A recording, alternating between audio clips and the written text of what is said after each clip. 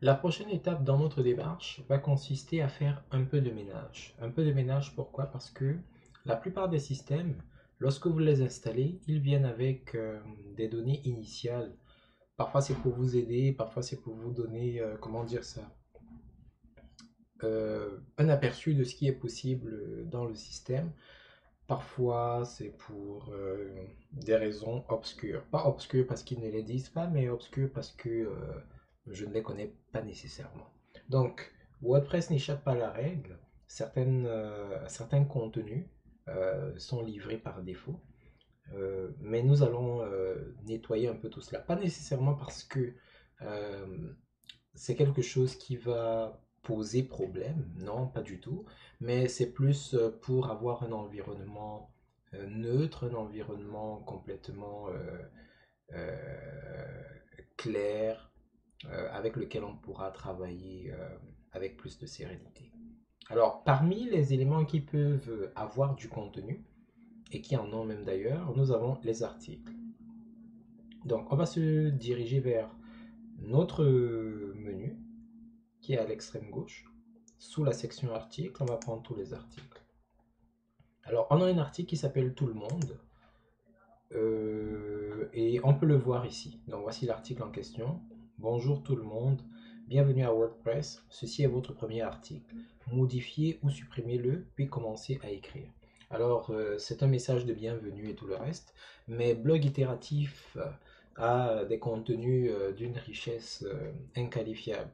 Donc, bien que comment dire ça, la démarche de WordPress soit louable, elle est encore très insuffisante pour nous satisfaire. Donc nous allons donc euh, effacer cet article en cliquant sur Corbeille tout simplement. Alors cet article ne fait plus partie du site web. Si on vient sur notre site web, qu'on rafraîchit, rien n'a été trouvé, il n'y a plus d'article. Mais il n'a pas complètement disparu parce qu'il y a une corbeille qui est un espace intermédiaire à l'intérieur duquel on pourra retrouver les éléments qu'on a supprimés. Et dans le cas où on voudrait vraiment, mais alors vraiment, vraiment s'en débarrasser, il nous suffira de cliquer sur supprimer définitivement.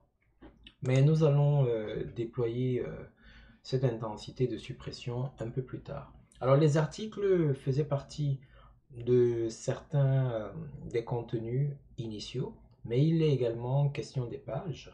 Donc en se dirigeant vers les pages, toutes les pages, on peut voir que nous avons deux pages. Nous avons une page d'exemple. Est-ce qu'elle est listée ici? Euh, non. Non, elle n'est pas listée ici. Mais nous avons une page d'exemple qui est disponible. Et nous avons la fameuse politique de confidentialité que nous avions vue précédemment dans les réglages liés à la vie privée. Alors, les politiques de confidentialité, nous allons la laisser. Par contre, la page d'exemple, qu'on peut d'ailleurs afficher en promenant juste la souris ici et en sélectionnant afficher,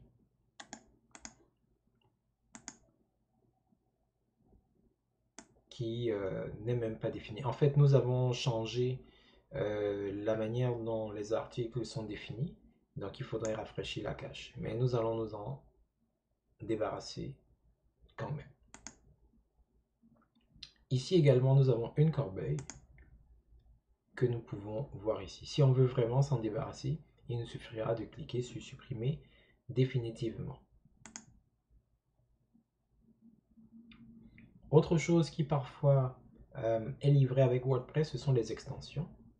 Les extensions, c'est des fonctionnalités supplémentaires que vous greffez à votre système de base. Si Akismet anti-spam peut être très pertinent, Hello Dolly, je sais pas trop, je sais pas trop. Dans tous les cas, nous allons les supprimer, ces extensions-là. On peut les supprimer l'une à la suite de l'autre, ou tout simplement toutes les sélectionner, ou encore les sélectionner l'une après l'autre.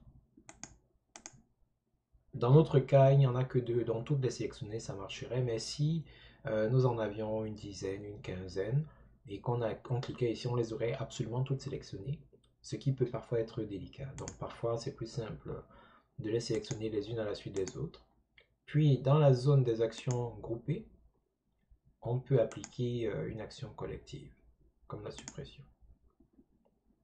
Voulons-nous vraiment supprimer les extensions sélectionnées et leur donner? Oui. Nous n'avons donc plus d'extension de base. Nous pourrons également aller dans les apparences, dans les thèmes, parce que certains thèmes sont livrés avec le système. On ne les utilisera probablement pas tous en même temps.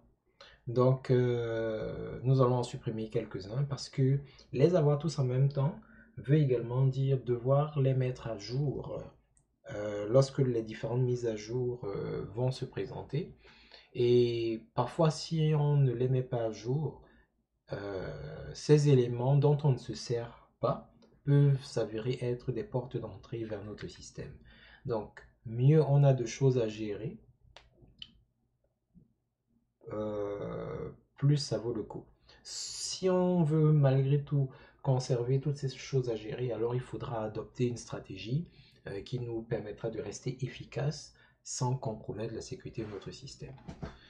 Mais pour le cas d'espèce, nous allons supprimer les thèmes qui ne sont pas utilisés en ce moment. Par exemple, on peut constater que nous avons 3 thèmes et que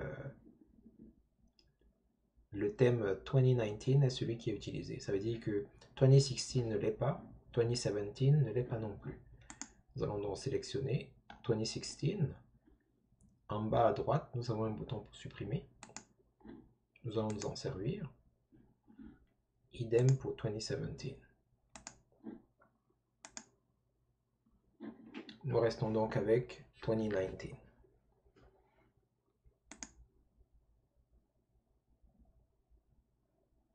Notre ménage de base est donc terminé.